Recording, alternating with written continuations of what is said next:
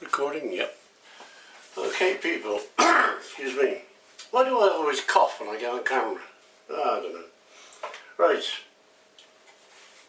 Now, one of the things that I'm going to be putting on this are 4 leveling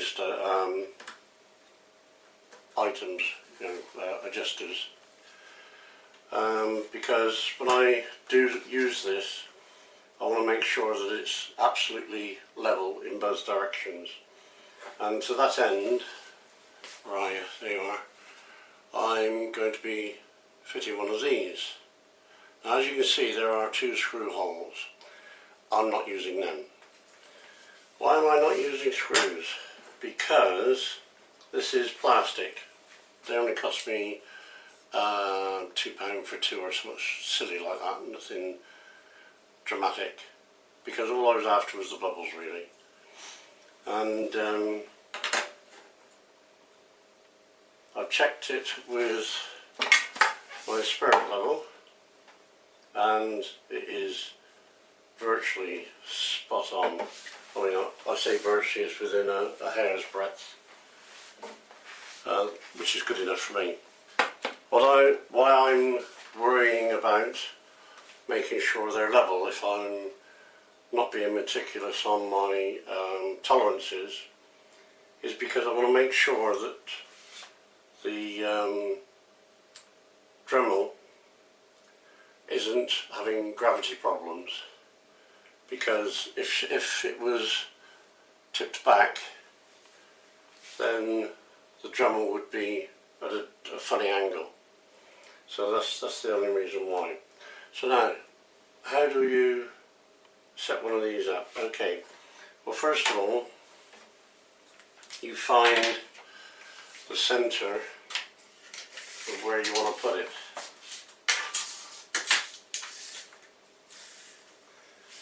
And this is 2 foot, so it's going to be a foot, which is right where that arrow is. So that's centre. Okay. Now I don't want to put it right in there or right on the edge, but I don't know, about ½ inch in, something like that. Yeah, ½ inch in would be fine. So just putting a line along there. Now I know this might sound stupid. I'm going to use a square. What are you going to use a square for? Well, because I want to make sure that this bubble stays absolutely central. I mean, it shouldn't make any difference if it was on an angle, right? But as we know, if you don't do something correctly, it'll always bite you back. So what I'm doing is just using a square, and because I'm that close to the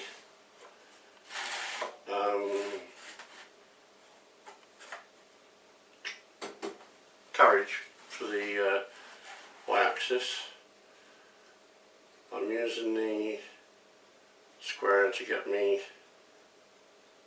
sorry, I do apologise, I'm using a square so that there's the centre line there, and trying to hold on the centre line of the square without moving the square. Now move it down to the ½ inch line, and then we will just draw a line around so we know where to put the glue. As I said, I'm not screwing this because I don't want to distort the plastic and have the bubbles sticking up in the air all over the place. Right, now, one thing you don't want to do is leave this smooth, or this surface smooth.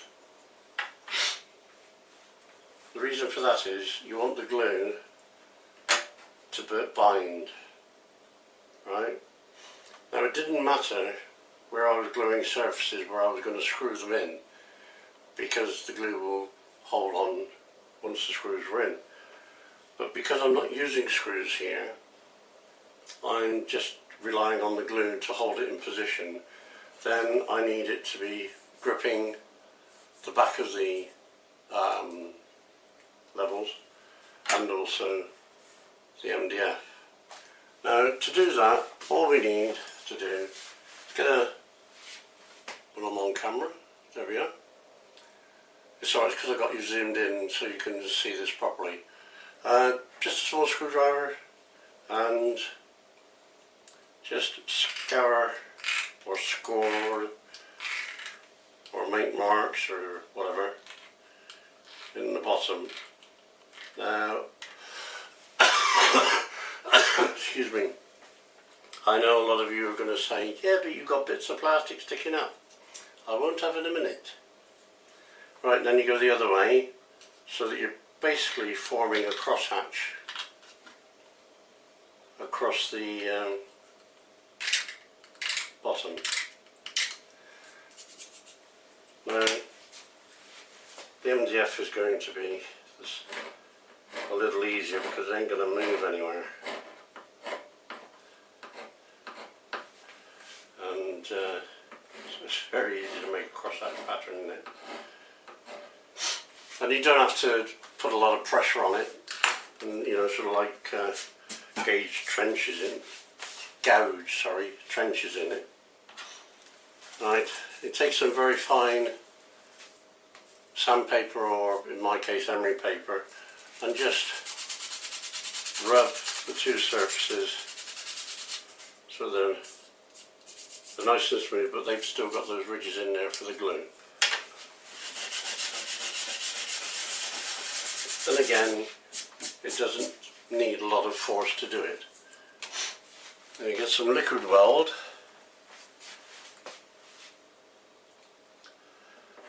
And again, because of the gouging or score marks, whatever you want to call it, it doesn't need a lot of glue.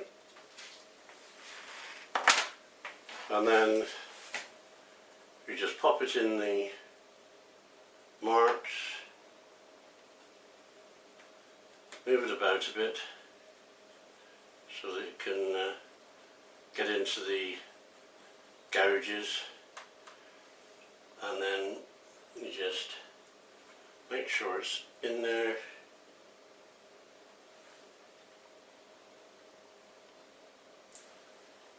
Apply a light bit of pressure to hold it in place, and that should be it, done. Okay, now talking about the Z-axis, I'm going to let this go off, but you know, I was saying to you on one of my videos, I'll bring you out now, on one of my videos, that I was going to use butterflies, and I expect a lot of you thought I'd lost my marbles. I have. I haven't played marbles in years, but this is what I'm going to use. A piece of, I think this is 5mm, yeah, M5 threaded bar, and as you can see, I've got two butterfly nuts opposing each other, and what that's going to do is use these two pieces as an example. I'll bring you back in for this. There we go. I think that's good enough. And what I'm going to do is I'm going to have a piece of timber glued there with notches out for the butterflies, and then that will be sandwiched on top with another piece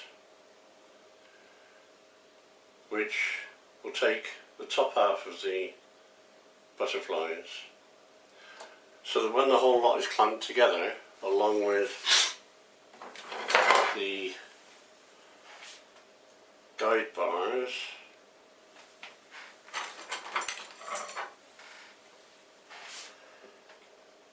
it will be tight enough to hold the butterfly nuts in place so they don't move about, but also loose enough to slide up and down the guide rails.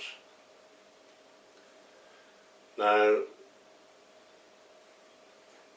the guide rails, I think this one was long enough, so what I should be doing with this one is cutting it to the same length. On the other hand, I've got a longer piece by 1/4 inch, so I was going to say something else about that, but I didn't realise it was only 1/4 inch. I thought it was longer than that, but never mind. I have got one more printer that I could take apart, which I will take apart to see if I've got another long one like this, and if I have, then great. If I haven't, not a problem.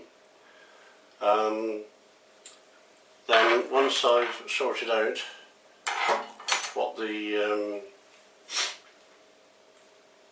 what bars I'm going to use, then I should be cutting a piece of timber long enough and wide enough to take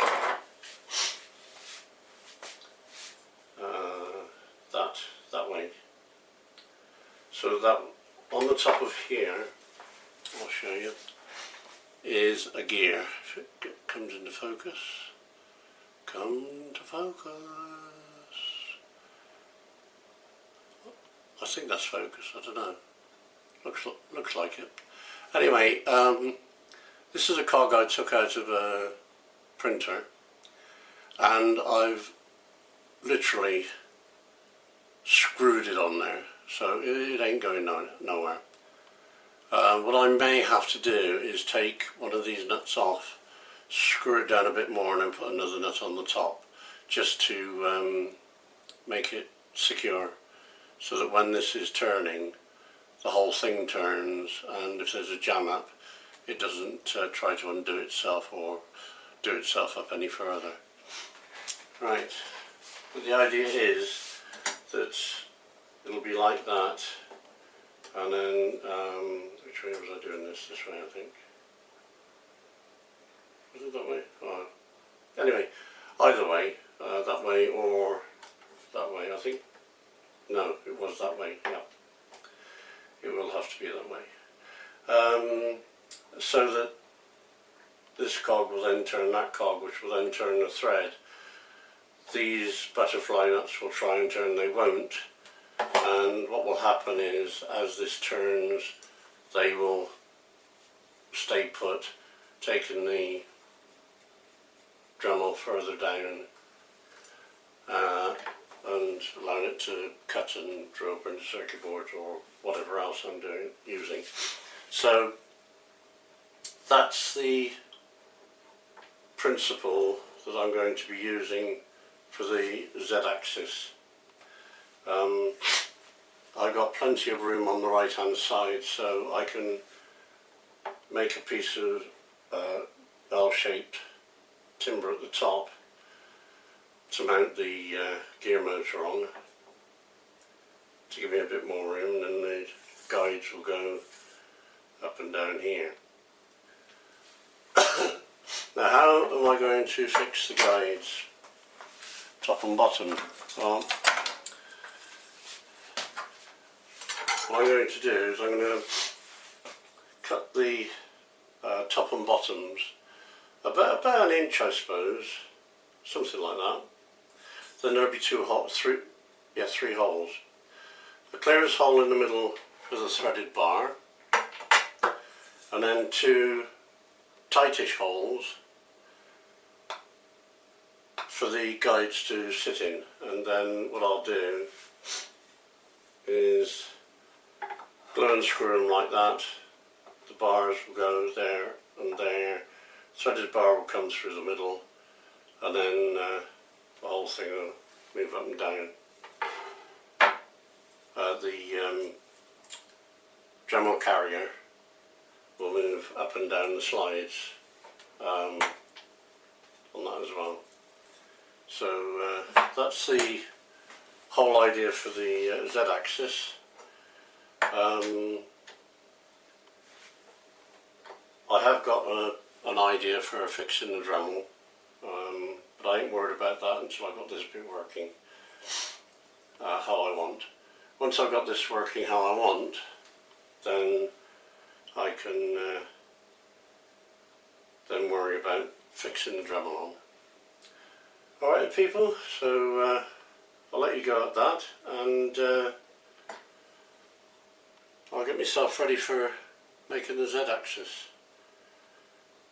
I've had a bit of progress on the electronics, by the way. What I'd been searching for, which was the connections from the Arduino, I'd had on my computer all the time, and I had looked at it several times over the last week, but had not seen it. Saw it this morning though. Just shows you how thick I am. Right, so I'll let you go, and I'll come back when I've got the next stage ready for the Z-axis. Bye for now.